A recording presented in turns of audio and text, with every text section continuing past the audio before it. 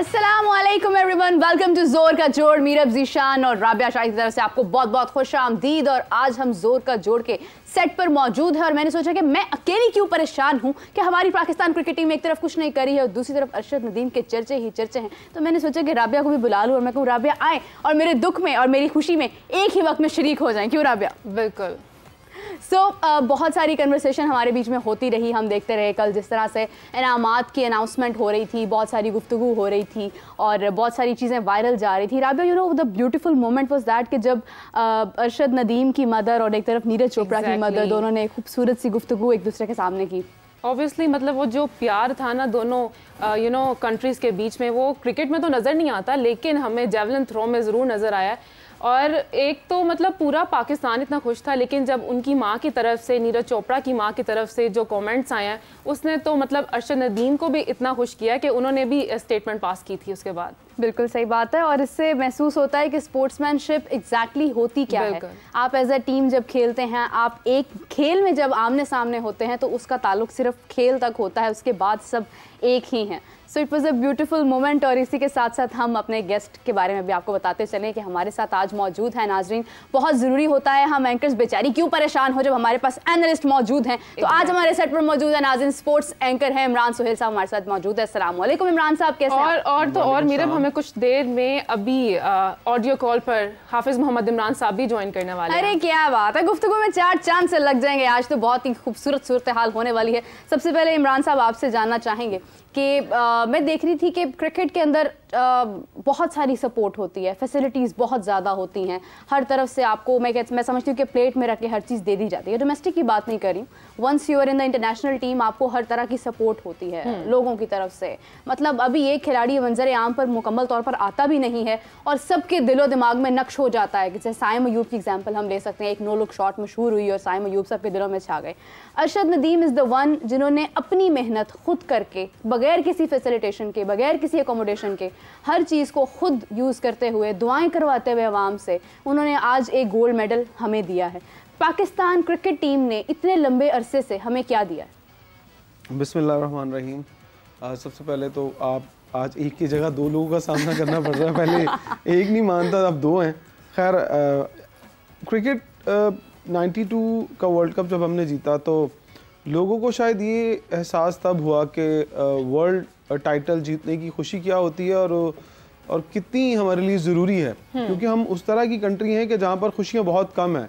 और अब जब अरशद नदीम ने ये एक कमाल कर दिखाया है, ये वो वक्त है कि जब हम बहुत मायूसियों में घिरे हुए थे। अगर हम बात करें कि कोई महंगाई की बात कर रहा है, कोई बिजली के बिलों की बात कर रहा है और कोई ये सोच रहा है कि इन मुश्किलात से कब छुटकारा होगा, तो अरशद नदीम ने एक कहते हैं ठंडी हवा का झोंका, ठंडी हवा का झोंका नहीं, उसने आई थिंक बर्फबारी कर दी है, ठंडी ग्लेशियर्स फेंक दिए कि आप खुश हो जाएं। हाँ।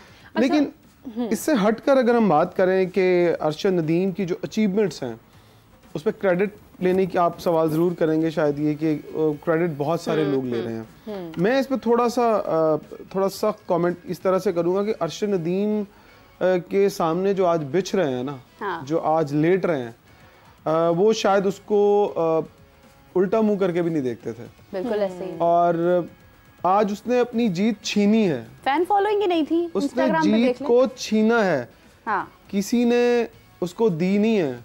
उसने पैसा भी छीना है, उसने शोहरत भी छीनी है, उसने नाम भी छीना है। उसने कहा ये मेरा हक था, मैंने छीन लिया। और छीनना कहेंगे या इसको अर्न करना कहेंगे? नहीं, मैं कहूँगा छीना है। इस माशरे के अंदर पीछे उनकी मेहनत थी ना, इतने तो सालों की स्ट्रगल थी। देखिए, जब आपने पहला उसने इंटरव्यू दिया, उसने कहा मेरे पास जेवलिन नहीं है, तो उन्होंने कहा कि कौन लेके देगा? कोई उठा ना, कोई भी नहीं उठा। जो लैपटॉप देते हैं, जो मोटर बाइक्स देते हैं, जो घर बनाने के वादे करते हैं, वो एक 40,000 का जेवलिन नहीं लेके दे रहे थे।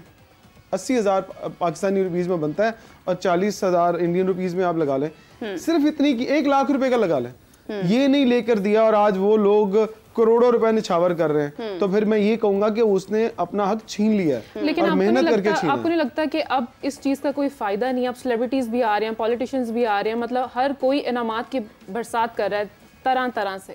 मैंने पहले ही कहा कि अब उसके सामने बिछेंगे लोग। अब उसको जरूरत नहीं पड़ेगी। अब देखिएगा कोई 5 लाख देगा, कोई 10 लाख देगा, सिर्फ पैसे इसलिए नहीं देंगे कि अरशद नदीम के काम आए, वो इसलिए देंगे कि ये एक सेलिब्रिटी है और जब ये हमारे इवेंट पर आएगा, जब हम इसे 10 लाख का 5 लाख का चेक इसके सामने करेंगे ना, तो मीडिया में हमारी शक्ल भी नजर आएगी कि जनाब मैंने ये इमरान ने 10 लाख दिया है, तो टीवी पे उसकी भी खबर चल रही है। वैसे आपने मिसाल दे रहा हूँ, मैं तो खैर नहीं दूंगा उसको, लेकिन मैं सोच रहा हूँ कि लोग इस नियत से पैसे दें। अगर नियत अच्छी होती तो पहले क्यों नहीं दिए, पहले क्यों नहीं सोचा? वैसे कहा जाता है कि जब आप किसी को कुछ इनाम देते हैं, इनाम की अनाउंसमेंट जरूर होती है, लेकिन वो इतना ज्यादा अनाउंसमेंट भी नहीं होती है उसकी ना, कि आप बस अच्छा ये जितने भी लोगों ने अभी तक अनाउंसमेंट की है, हम 10 लाख दे रहे हैं, हम मिलियंस दे रहे हैं, हम ये दे रहे हैं, वो दे रहे हैं, अपार्टमेंट्स दे रहे हैं, इनमें से कितने लोग अभी तक दे चुके हैं? ये भी एक बहुत इंपॉर्टेंट सवाल है। अच्छा, अभी तो इंतजार है ना कि जो लेने वाला वो वापस आ जाए। जब लेने वाला वापस आएगा तो जो बहुत इंपॉर्टेंट आपने बात की, मैं उसको थोड़ा खोल देता हूँ सवाल को, कि एक बंदे ने 5 लाख का ऐलान किया, एक ने 10 लाख का ऐलान किया, वो खबरों में भी छप गया, सोशल मीडिया पे पोस्ट भी लग गई। तो ये तो अपने आप को फेम मतलब कैश करने का तरीका मैं वही बता रहा था ना अभी कि वो न्यूज में छपेगा, सोशल मीडिया पे आएगा, लेकिन एक बात और है, वो जरा गौर से सुनिएगा। ये जो आपने कहा ना कितने लोग देंगे, अच्छा जिसको पास तो अरशद नदीम चला जाएगा लेने के लिए, उसको दे देंगे, वो बंदा पैसे दे देगा, लेकिन जिसके पास अरशद नदीम नहीं जाएगा, ये आज लिख लें बात और टाइम भी लिख लें, वो शख्स पैसे नहीं देगा, वो सिर्फ पोस्टर लगाने के लिए उसे ऐलान किया है।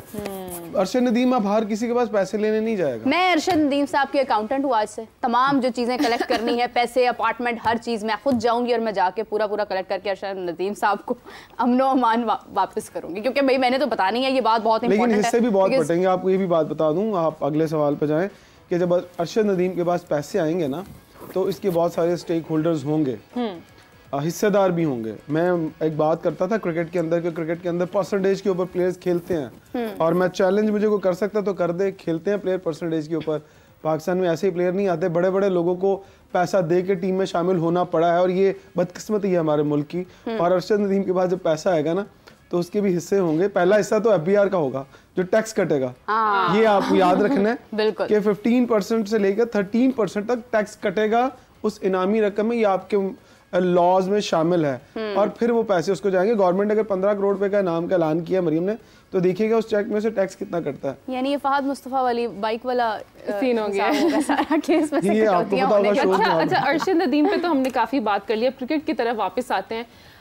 इमरान, बाबर आजम की कैप्टनसी पे सवाल उठाना ये कोई नई बात नहीं है। हर किसी ने बाबर आजम की कैप्टनसी पे सवाल उठाया है कि उन्हें कैप्टनसी छोड़ करना, अपनी बैटिंग पर अपनी फॉर्म को ज़रा वापस लेकर आना चाहिए।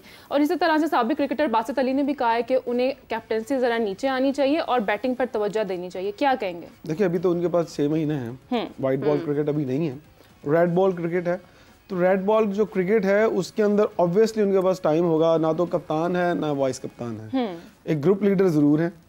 अब ग्रुप लीडर की बात आप ना पूछेगा कि किस ग्रुप के वो लीडर हैं, लेकिन मैं ये समझता हूँ कि बाबर आजम को पहले ही ये जो बात थी वो मान लेनी चाहिए थी सीनियर्स की, कि कप्तानी के पीछे इतना नहीं पड़ते, वो अपनी जो बैटिंग परफॉर्मेंस है उसकी तरफ ध्यान देते, क्योंकि पाकिस्तान को जीत चाहिए।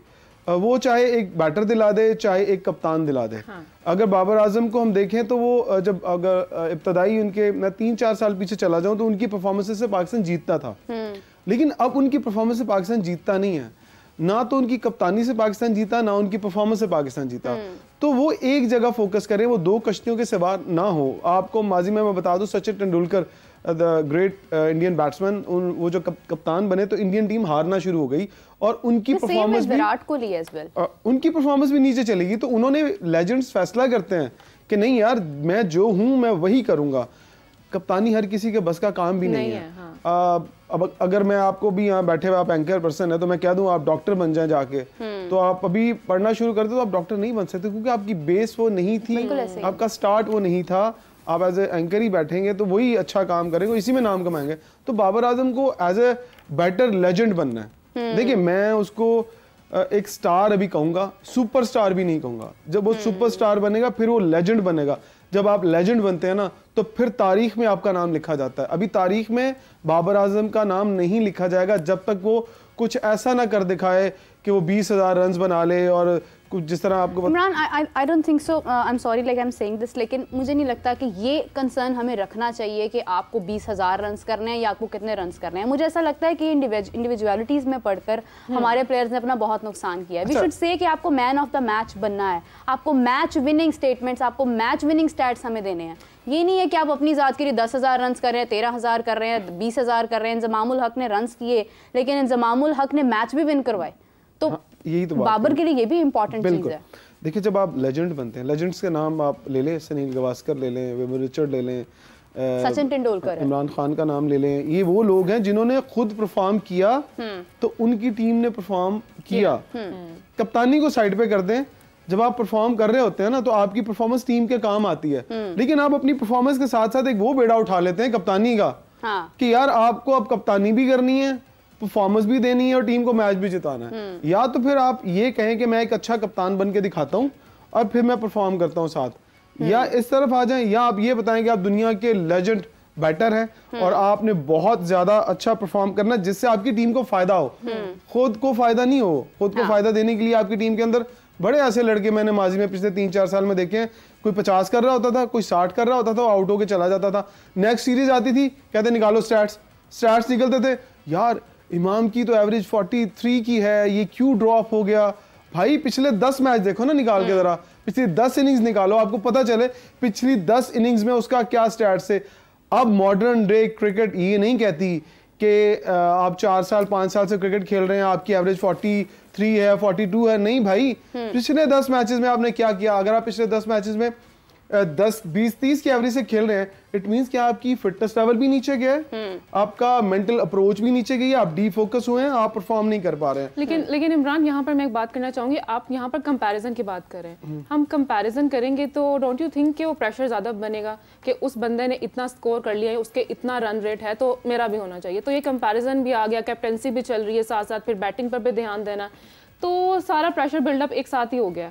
अच्छा, मैं आपका सवाल जिस तरह समझाऊं वो ये समझ आई है कि फर्ज करें आप एक एवरेज परफॉर्मेंस दे रहे हैं, बाबर अगर एक एवरेज परफॉर्मेंस के साथ वर्ल्ड कप जीत जाता तो क्या आप उसकी परफॉर्मेंस की बात करते? नहीं करते ना। आप कहते लेजेंड वर्ल्ड कप जितवा दिया, या आप उस टूर्नामेंट के टॉपर बनते कि बाबर इस टूर्नामेंट के अगर 10 टीमें खेल रही थी तो 10 टीमों में टॉपर था, इसके 1000 से ज्यादा रन थे, तो तब आप स्टार कहलाए जाते हैं और आप नजर आते हैं, प्रोमिनेंट होते हैं लोगों में अंदर। अगर आपने 400 रन बनाए हैं, एक बंदे ने 1000 रन बनाया है और बहुत सारे लोग जो 200, 300, 400 वाले हैं बीच में, तो आप फिर गुम हो जाएंगे ना, आपको फिर कोई डिस्कस नहीं करेगा। देखिए, इसमें कहीं ना कहीं एक ये भी चीज़ आ जाती है इमरान की, अगर तो वो एवरेज के साथ हमें वर्ल्ड कप जितवा देते तो फिर हम कहते कि टीम वर्क है इसके अंदर।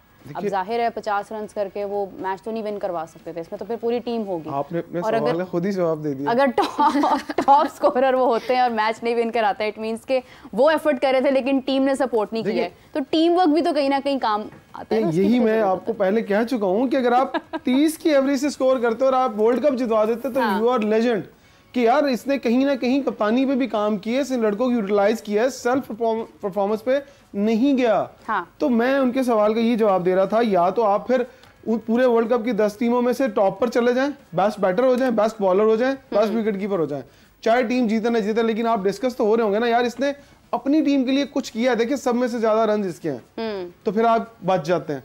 लेकिन आप रन भी नहीं कर रहे हैं, आपकी टीम भी हार रही है, तो फिर वो जो सवाल किया ना इन्होंने कप्तानी वाला, वो वैलिड सवाल है कि आपको एक चीज छोड़ देनी चाहिए। वो बासित अली कहे, आप कहें, आपकी बात भी उतनी ही इंपॉर्टेंट है जितनी बासित अली की इंपॉर्टेंट है। तो आप अगर सही बात कर रहे हैं तो मैं उसको कभी भी डिनाई नहीं करूंगा। तो नामों से कुछ नहीं होता, सही बात करने वाला बंदा जब सामने आ जाता है ना तो उसकी वैल्यू ज्यादा होती है। बिल्कुल सही बात है, वेरी वेल सेड। अच्छा, इसी के साथ अगर हम देखें कि ठीक है बाबर आजम क्या परफॉर्म कर रहे हैं क्या नहीं कर रहे हैं, ये एक तरफ है। अभी तो फिलहाल टेस्ट की बहुत इंपॉर्टेंट बात है, क्योंकि टेस्ट के अंदर शान मसूद की कैप्टेंसी के ऊपर सवाल उठने वाला है। स्क्वाड आपके सामने है जो अनाउंस हुआ है, बहुत देर बाद आपसे मुलाकात हो रही है, तो स्क्वाड पर भी ज़्यादा बात आपसे नहीं हो पाई है। इमामुल हक के बारे में बहुत सारे लोग कह रहे हैं कि नहीं, उसको होना चाहिए था। मैं पर्सनली ये समझती हूँ कि इट्स फाइन, अगर इमामुल हक नहीं शामिल है तो ठीक है, आप नए लोगों को मौका दें। लेकिन सवाल यहाँ पर ये आता है कि अगर नए लोगों को मौका देना है तो फिर सारे नए क्यों नहीं हैं इसमें, फिर आप क्यों यूटिलाइज कर रहे हैं बाकी लोगों को? अगर आप इंजरी की वजह से इमाम को कह रहे हैं कि इमाम इंजर्ड हैं और इस वजह से हम उन्हें लेकर नहीं आ रहे हैं, तो फिर आप आमिर जमाल के ऊपर क्यों रिलाई कर रहे हैं, आप क्यों रिस्क ले रहे हैं? तो ये तमाम फैसलों को देखते हुए आपको नहीं लगता है कि Shan Masood being a captain उनकी शायद इतनी नहीं सुनी जा रही है जितनी बाबर की एज अ कैप्टन सुनी जा रही थी? बाबर की मर्जी तो साइम अयूब भी शामिल थे उसमें। इब्तिदा में मैंने एक बात की थी कि बाबर एज ए कैप्टन नहीं खेल रहे, एज ए ग्रुप लीडर खेल रहे हैं। तो मैंने एक जगह पर बात की थी, या साइम अयूब या इमाम उल हक, एक चॉइस आपकी क्या होगी? तो जिसको जो चाहिए था वो साथ ले गया। अब मैं इसको बहुत ढके छुपे अल्फाज में बात कर रहा हूँ, मेरे पे कोई एलिगेशन न लग जाए। एक लेफ्टी लेके जाना था, एक की चॉइस दी गई थी किसी को कि आप किसको लेके जाना चाहते हो, और दोनों ही फेवरेबल थे, दोनों ही दोस्त थे, दोनों में से एक नहीं जाना था ना। अब आप सब बातें तो नहीं मान सकते ना, आप कप्तान है टीम के, ना आप उस तरह से स्टेक्स रखते हैं जिस तरह से वर्ल्ड कप के अंदर आपने एक ग्रुपिंग जो चल रही थी, 7 बंदे एक तरफ 8 बंदे एक तरफ, तो फिर एक बंदा ही जाना था। साइम अयूब क्यों गया कि वो एक यंग टैलेंट है और लोग कहते हैं कि उसके अंदर से कुछ निकालना है, और टेस्ट क्रिकेट ही वो क्रिकेट है कि जिसके अंदर आप रियल टेस्ट कर सकते हैं किसी के भी टेम्परामेंट का। अगर आप ये कहते हैं कि वो वनडे में परफॉर्म नहीं कर सका, तो टेम्परामेंट आप कहीं कहते हैं तेज खेलने, स्ट्राइक रेट, यहाँ स्ट्राइक रेट की बात नहीं होगी, यहाँ टेम्परामेंट की बात होगी। अगर साइम अयूब यहाँ पर 200-250 बॉल खेल जाता है तो वो कितना कुछ सीखेगा, जब स्पिनर को खेलेगा, जब वो फास्ट बॉलर को खेलेगा, तो बहुत फर्क होगा। टीम मैं कहता हूँ, मैं 100 में से इस टीम को 95 नंबर देता हूँ। क्यों? एक बात हो रही थी कि वाई फास्ट बॉलर्स, आपको पता है कि आपके मुल्क में मौसम क्या चल रहा है? 6 फास्ट बॉलर्स। मौसम क्या चल रहा है? आप बरसात का मौसम है, नमी है पिचेस के अंदर, धूप नहीं है। अगर धूप निकलती भी है तो वो उस तरह से इफेक्ट नहीं डालती, पानी अंदर जा चुका है। तो जहां नमी होगी वहां फास्ट बॉलर्स जरूर परफॉर्म करेंगे। तो 6 फास्ट बॉलर्स को तो आप 6 तो नहीं खिलाएंगे ना, कब देंगे? देखिए आपकी 11 की साइड आनी है ना, तो आपने 3 खिलाने हैं, 3 खिलाएंगे, एक ऑलराउंडर खिलाएंगे, एक स्पिनर खिलाएंगे, राइट? और उसके बाद आपके विकेट कीपर और फिर बैट्समैन जाएंगे। आपके सलमान अली आगा को आप कहें ना कि दिन में 40 ओवर कर लो, तो उसमें इतनी एबिलिटी है कि वो 40 ओवर करेगा, और जेन्युइन स्पिनर है वो। आप उसको जो रेट करते हैं ना, वो हल्का रेट करते हैं। मैं क्योंकि अंडर 19 में उसका कोच था, तो वो एज अ स्पिनर एक दिन में 3 डे मैच के अंदर 40-40, 50-50 ओवर तक भी वो करता, कहता मुझे लगा ही रखो एक साइड से, थकता नहीं था।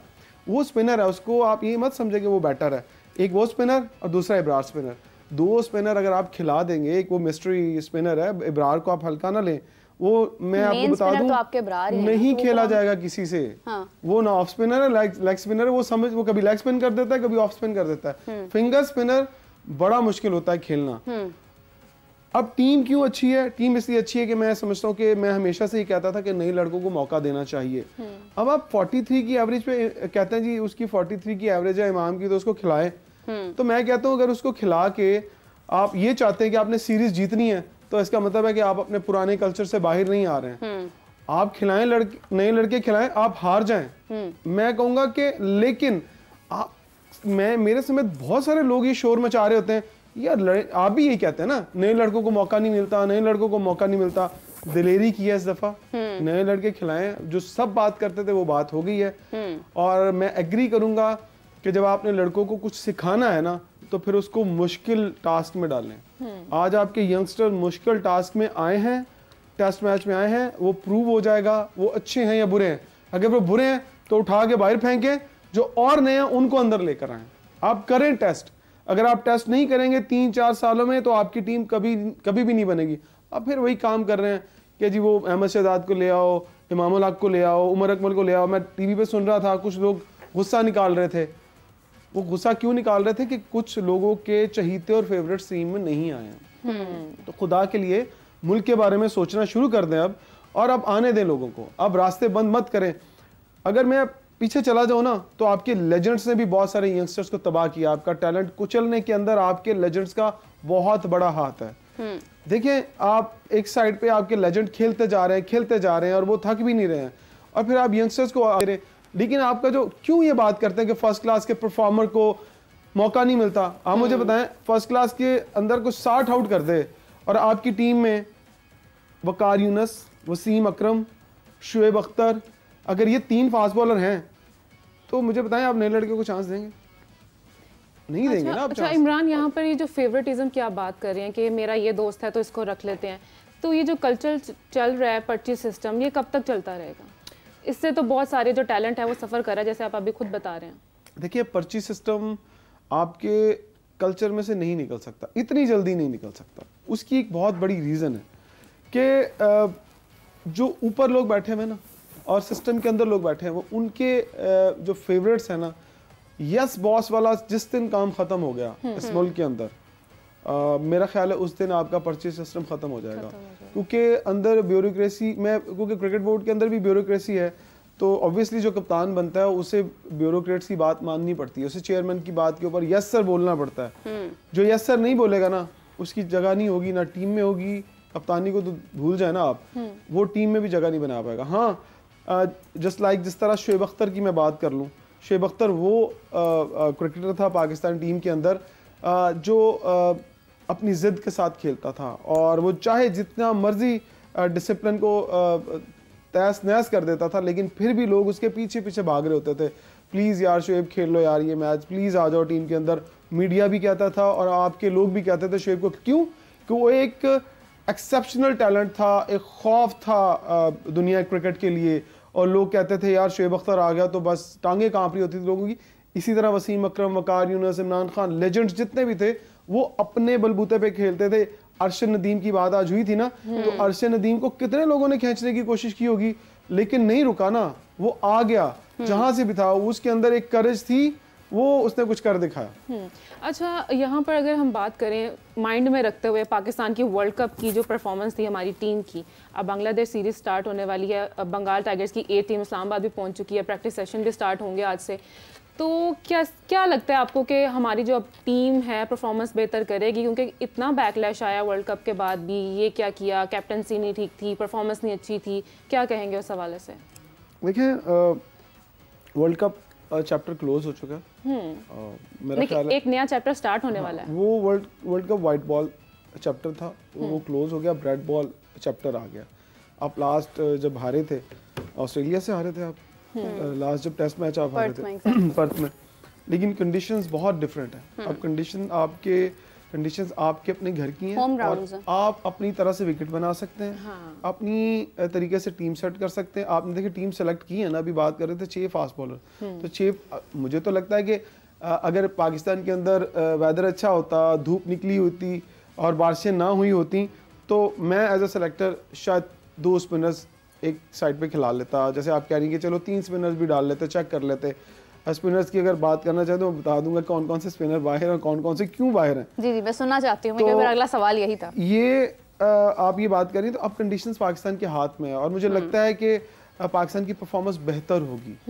बांग्लादेश की टीम उस तरह से परफॉर्म नहीं करती है दूसरे ममालिक में जाके, जिस तरह से वो अपने मुल्क में शायद ऑस्ट्रेलिया जैसी टीम को भी 200 पे आउट कर लेती है। लेकिन ये पाकिस्तान है और पाकिस्तान के टॉप बैटर खेल रहे हैं। मैं आपको एक और बात बता दूं, आपने क्यों एनओसी नहीं दिए थे अपने टॉप प्लेयर्स को, बाबर को, नसीम को, उनको इसलिए नहीं दिए थे ना बाहर जाने के लिए कि आप वो लीज ना खेलें, इसलिए कि एक तो ओवरलोड, और ऊपर आप फोकस उनका जो था वो सिर्फ यही था, आप वाले सवाल का जवाब, कि पाकिस्तान के अंदर जो सीरीज आ रही हैं वो खेलनी भी हैं और वो जीतनी भी है।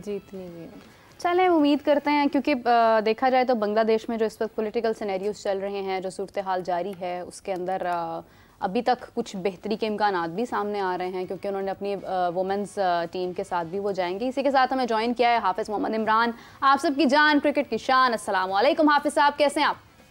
वालेकुम सलाम, बहुत शुक्रिया जी, मेरा बहुत शुक्रिया। हाफिज़ साहब, जब से अरशद नदीम जीते हैं, आपकी और मेरी गुफ्तगू हो नहीं सकी है, तो मैं चाहती हूँ कि आप इसके ऊपर थोड़ी सी नज़र डालें। जो हम गुफ्तगू कर रहे थे एग्जैक्टली अरशद नदीम की परफॉर्मेंस से पहले जब हमने शो किया, हमने उसमें बात की कि अभी बहुत सारे लोग सामने आ जाएंगे जिन्होंने कभी अरशद नदीम को सलाम भी नहीं की, और आज वो इनामात पर इनामात देते जा रहे हैं, अनाउंसमेंट कर रहे हैं।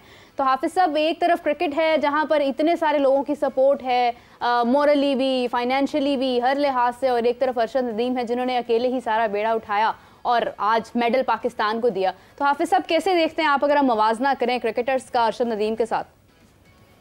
देखिए, सबसे पहली बात ये है कि जो लोग इनामात का ऐलान कर रहे हैं वो ठीक है, उनकी हौसला अफजाई होनी चाहिए कौमी सतह पर। इस मामले में जो सूबाई हुकूमतें हैं, जो वफाकी हुकूमत है, उनकी जिम्मेदारी है कि वो इसकी हौसला अफजाई करें। उन्होंने कोई छोटा काम तो नहीं किया, एक तारीख रकम की है, और ये उनका हक है कि पाकिस्तान कि जो सूबाई और वफाकी और सूबाई हुकूमतें हैं वो अपना किरदार अदा करें। दीगर इदारे जो यहाँ पर प्राइवेट इदारे हैं वो भी इस सिलसिले में आगे आकर अपना किरदार अदा कर सकते हैं, लेकिन ये तमाम चीज़ें अपनी जगह पर हैं खिलाड़ी की हौसला अफजाई के लिए। लेकिन असल मसला इनामात का नहीं है, इस वक्त भी नहीं देंगे तो फिर कब देंगे, पहली बात ये। दूसरा ये कि कोई इनाम उनको मुफ्त में नहीं दे रहा। उन्होंने पाकिस्तान की तारीख में 14 अगस्त 1947 से लेकर आज तक जितने भी ओलंपिक मुकाबले हुए हैं वो इनफरादी तौर पर गोल्ड मेडल हासिल करने वाले पहले खिलाड़ी हैं, तो ये उनका हक बनता है। लेकिन इससे बड़ा सवाल ये है कि क्या ये इनामात का ऐलान करने के बाद और इनामात अरशद को देने के बाद ये हुकूमतों की इदारों की जिम्मेदारियां खत्म हो जाती हैं? मेरा नहीं ख्याल है कि इसकी जिम्मेदारी में इजाफा होता है और वो जिम्मेदारी इस तरीके से बढ़ती है कि आपने अपने स्पोर्ट्स कल्चर को, जो आपके बुनियादी ढांचा है खेलों का, आपने उसको असर नौ तरतीब देना है। आपको उसमें इस्लाहात की ज़रूरत है। जो चीज़ें एक खेलों से मोहब्बत करने वाले मुआशरे में होनी चाहिए, जहाँ पर निज़ाम अपना किरदार अदा करता है, वहाँ पर पाकिस्तान में उस निज़ाम में बेपनाह खामियाँ मौजूद हैं। खेल को समझने वाले लोगों की तादाद कम है। खेल के बारे में फैसले करने वाले जो लोग हैं वो उनको खेल की समझ बूझ नहीं है। दुनिया साइंस के साथ कैसे तरक्की कर रही है, प्लेयर्स की जो ट्रेनिंग है उसका क्या शेड्यूल होना चाहिए, उनकी सबसे अहम चीज़ उनकी मुआशी मुस्तकबिल है, मुआशी तफक्रात हैं, उसको कैसे आज़ाद करना है उनको। और इन सब चीज़ों में सबसे अहम किरदार आपके तालीमी इदारों के का निज़ाम कर सकता है और हुकूमत का काम है कि उसमें इस्लाहात करे, स्पोर्ट्स कोटा बढ़ाए, खेल को एक प्रोफेशन के तौर पर लोगों में उसको अपनाने की तरगीब देनी चाहिए। और जो स्पोर्ट्समैन है वो सिर्फ खेल की हद तक ही उसको नहीं होना चाहिए, उसको स्किल्ड होना चाहिए। जब आप तालीमी इदारों में खेलों को फ़रोग देंगे, वो लोग वहाँ से पढ़ कर आएंगे स्कूल से, कॉलेज से, यूनिवर्सिटी से, तो उनके पास डिग्रीज होंगी। तो वो अगर उनको कहीं इंटरनेशनल लेवल पर उतनी कामयाबियाँ नहीं मिलती जो उनको उनकी ज़िंदगी को आसाइशों से भर सकें या उनकी ज़िंदगी को बेहतर कर सकें, तो वो कम अज़ कम ज़िंदगी के मुख्तलिफ शोबों में, दीगर शोबों में काम करते हुए अपनी फैमिली तो चला सकते हैं, अपनी ज़िंदगी को बेहतर कर सकते हैं। तो ये इस्लाहात की ज़रूरत है। हुकूमत का बुनियादी काम अब इस वक्त यही है कि वो इस तरफ तवज्जो दे। कौमी असम्बली में या सेनेट में तकरीरें कर देने से तो खेलें बेहतर होंगी नहीं। इसके लिए तो अमली इक़दाम उठाने की ज़रूरत है और अल्लाह करे कि पाकिस्तान के हुक्मरान इस तरफ सोचें और जो मुल्क वहाँ पर बड़े हैं इन ओलंपिक मुकाबलों में, उन्होंने तो 26 के ओलंपिक मुकाबलों की भी तैयारी शुरू कर दी होगी। तो पाकिस्तान को अब सोचना है कि उसने आगे कैसे पाकिस्तान अब एक साल शायद इसी बात से बाहर नहीं आएगा कि गोल्ड मेडल अरशद नदीम हमारे लिए ले आए।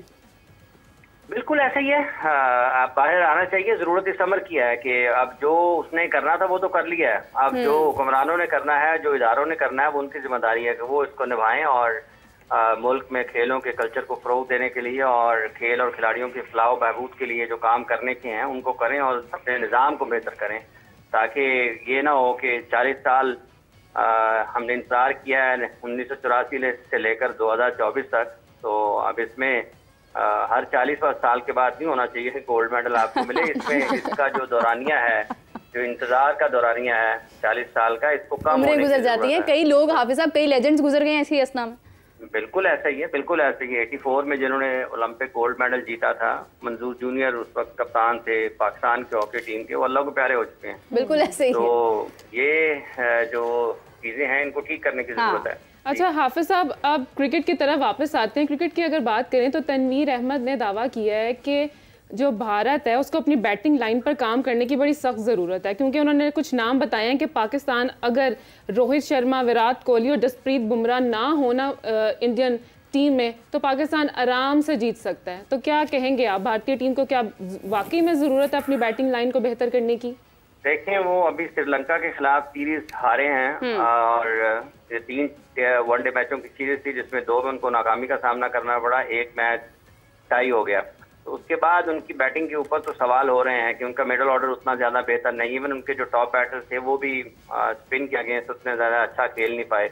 अब हर जगह पर इस किस्म की स्पिन विकेटें होंगी नहीं कि जहां पर आपको स्पिनर्स इतना डोमिनेट करते हुए नजर आए।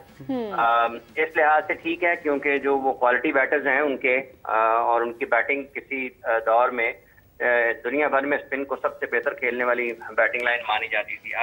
इसके बाद बैटर्स जो हैं वो स्पिन बॉलिंग के उतना अच्छा नहीं कर पाए। ये सवाल हो रहे हैं, शर्मा ने भी इस हवाले से बात किया बाद टीम उनकी हारी है, तो उस हवाले से रोहित शर्मा ने भी अपने ख्यालात का इजहार तो किया है कि टीम को ज़्यादा बेहतर अंदाज में sweep, reverse sweep, paddle sweep वगैरह खेलने की जरूरत थी, जो वो नहीं खेल पाए हैं। सूर्य कुमार यादव बहुत अच्छा स्वीप शॉट खेलते हैं, लेकिन सूर्य थे नहीं टीम में। देखना यह है कि वो इसको किस तरीके से इस खामी को दूर करते हैं।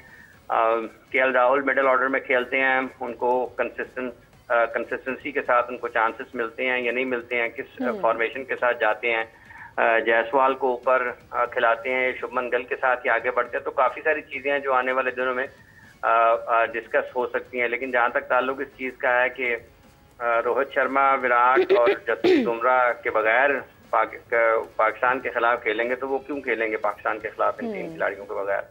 और लिमिट तो नहीं, पाकिस्तान को इन तमाम खिलाड़ियों की मौजूदगी में अपनी कारकर्दगी को बेहतर बनाना है और इनके खिलाफ मैचेस जीतते हैं। तो जब आपकी जो कंपटीशन का लेवल है, जब आप हाईएस्ट लेवल पर कम्पीट करते हैं, तो जो हाईएस्ट लेवल के एथलीट्स हैं उनके खिलाफ ही आप जीतेंगे, तो लोग आपकी कदर करेंगे। बिल्कुल सही है। हाफिज साहब आपका बहुत शुक्रिया, thank you so much for joining अस। और जो बात हाफिज साहब ने की है बहुत इंपॉर्टेंट है कि मैं भी हैरान थी एक्चुअली स्टेटमेंट पर कि आप एक लेजेंड हैं और आप अपने लेजेंड्स के मुतालिक ये बात कर रहे हैं कि हाँ, अगर आपकी टीम में वो लेजेंड्स नहीं हैं तो आप बेहतर खेल सकते हैं। आई डोंट थिंक सो कि हमें इस अप्रोच के साथ जाना चाहिए। बाबर आजम गोट के नाम से जाने गए, हमारे पास शाहीन आफरीदी हैं, किंग कर लेगा। और तो किंग कैसे करेगा अगर हमारे पास हम ये कह रहे हैं कि रोहित शर्मा भी ना हो, विराट कोहली भी ना हो, जसप्रीत बुमराह भी ना हो, तो फिर हम जीत जाएंगे। मतलब आपने खेलना किन के साथ है फिर? देखिए हाफिज साहब जो बात कर रहे थे, मैं उनसे एक बात पे एग्री करता हूँ कि जो तनवीर साहब ने बात की है वो आई थिंक सो कि शायद पता नहीं किस कॉन्टेस्ट में बात उन्होंने की है। इंडियन टीम श्रीलंका से क्यों हारी है, वो मैं जैसे ये कह रहा था कि हमारा जब बांग्लादेश के साथ मैच होगा तो होम कंडीशंस का हमें फ़ायदा होगा। तो श्रीलंका ने अपनी होम कंडीशंस का फ़ायदा उठाया, वो जो टारगेट किया स्पिनर्स के साथ वो उसमें कामयाब हो गए। लेकिन अगर आप ये चीज़ देखें कि इंडियंस ने अपने नए लड़के भी उतारे साथ, और उन्होंने टेस्ट, वो हार की वजह से नहीं डरे कि हम हार जाएंगे तो पता नहीं क्या हो जाएगा। उनके मुल्क में ऐसा कुछ नहीं है। उन्होंने अपने लड़कों को एक्सपोजर दिया, तजर्बा दिया, और वो वाली बात भी ठीक है कि क्यों जसप्रीत बुमराह और अपनी टॉप बॉलिंग लाइन के साथ वो नहीं आएंगे, वो तो आएंगे अपनी टॉप बॉलिंग लाइन के साथ।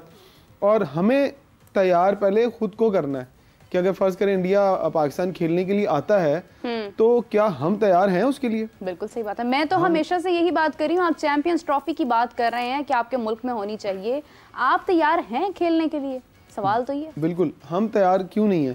क्योंकि हम अभी एक्सपीरियंसेस कर रहे हैं, तजर्बे कर रहे हैं। मैंने मिसबा से एक दफ़ा पूछा प्रेस कॉन्फ्रेंस में, मिसबा ने खुद कहा मेरे एक सवाल के जवाब में कि हमारी जो टीम है वो कोई लेबॉर्ट्री थोड़ी है कि हम यहाँ पर टेस्ट करते जाएं। तो फिर एक सीरीज़ हारने के बाद जब उन्होंने नए लड़कों को नहीं खिलाया और पुराने लड़कों को दोबारा से खिलाया, तो फिर मैंने उनको सवाल किया कि आपने पिछली प्रेस कॉन्फ्रेंस में तो ये कहा था कि हमारी कोई क्रिकेट बोर्ड या टीम कोई लेबॉर्ट्री नहीं है। तो मैंने कहा आपने जिस तरह से प्लेयर सिलेक्शन की है, आप तो लेबॉर्ट्री समझ के ही हार गए हैं, तो फिर लेबॉर्ट्री दोबारा खुल गई है। तो लेबॉर्ट्री पाकिस्तान क्रिकेट बोर्ड को हरगिज नहीं होना चाहिए। अच्छा, इन सवालों के बाद वैसे वो आपको फिर भी कहते हैं कि हाँ जी आ जाए हमसे दोबारा इस किस्म का सवाल करें?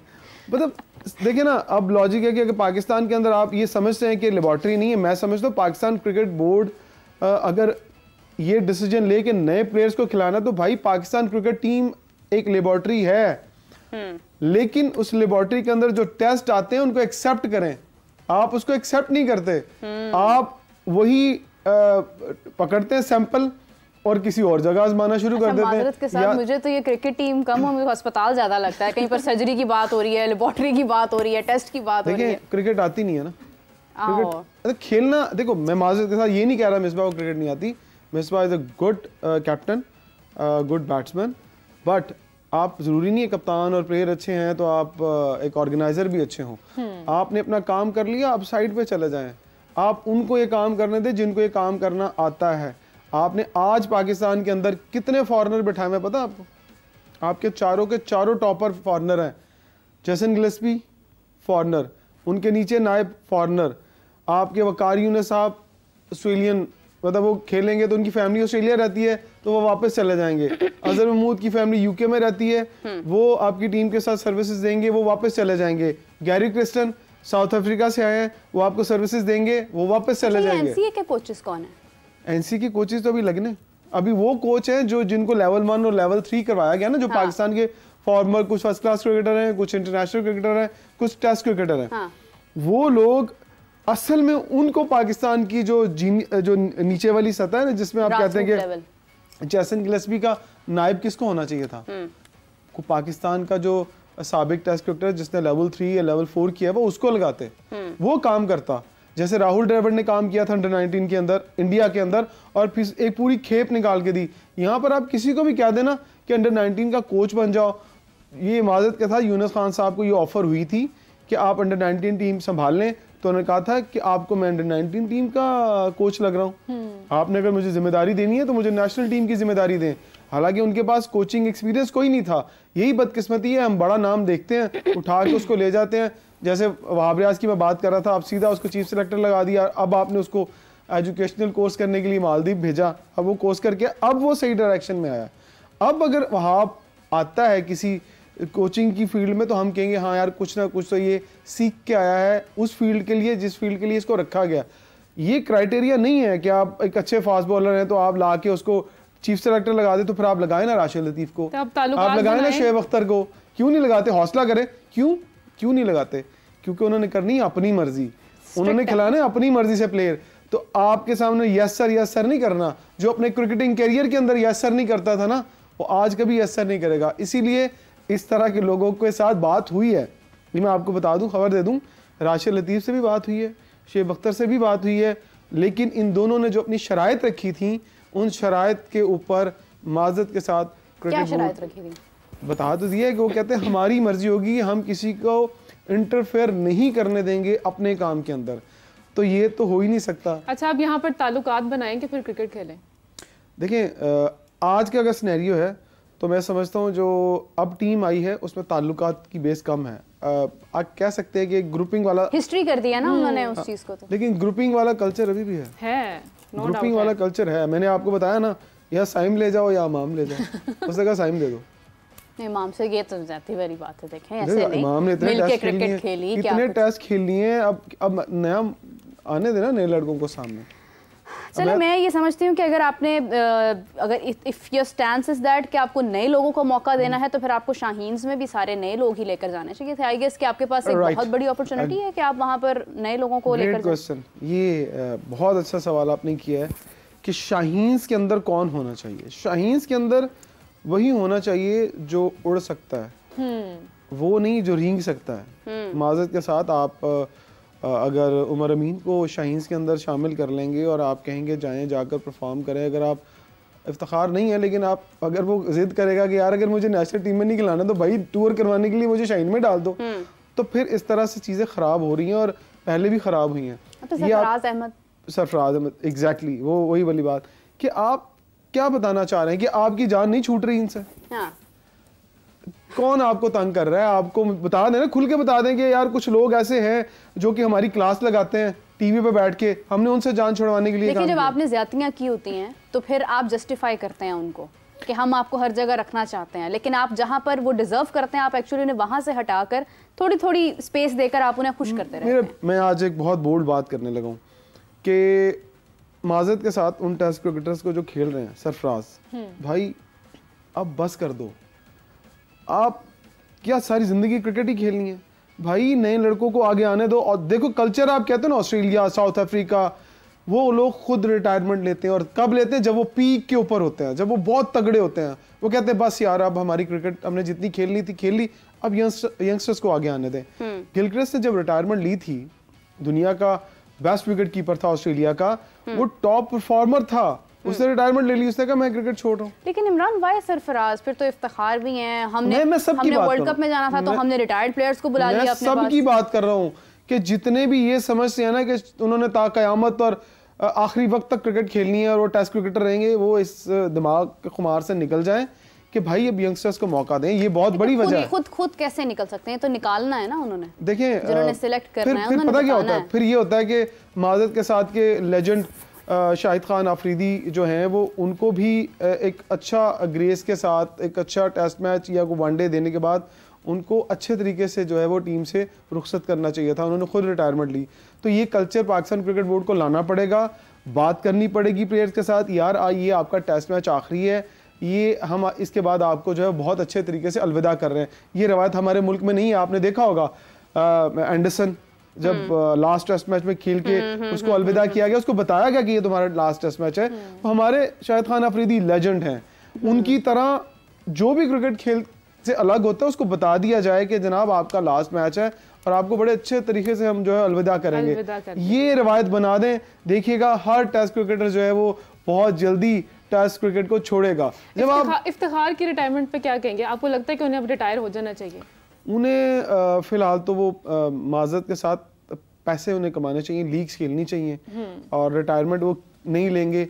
वो हमारे मुल्क में जब तक आप निकालो ना किसी प्लेयर को ना, वो नहीं निकलता, नहीं जाएगा। लेकिन जिमी एंडरसन की आपने बात की, इमरान ने, जिमी एंडरसन ने बहुत कुछ किया अपनी क्रिकेट के लिए और हमारे यहाँ पर मसला ये है कि हमारे प्लेयर्स अभी तक बहुत लंबे अरसे से कोई बहुत बड़ी अचीवमेंट हमें नज़र नहीं आई है कि हम कहें कि ये अब आपने अचीवमेंट है। रोहित शर्मा ने रिटायरमेंट अपनी अनाउंस की, उन्होंने एक वर्ल्ड कप जितवाया अपने मुल्क को, तो वो एक कुछ ऐसा कुछ बड़ा कुछ किया नहीं है कि वो अभी तक they are still into something कि हम कुछ कर दें, हम ये कर दें, हम वो कर दें। खैर डिस्कशन बहुत सारी है, बहुत सारे सवालात मेरे दिलो दिमाग में जज़ब हो चुके हैं क्योंकि वक्त हमारा ख़त्म होता जा रहा है। We have to wrap up the show.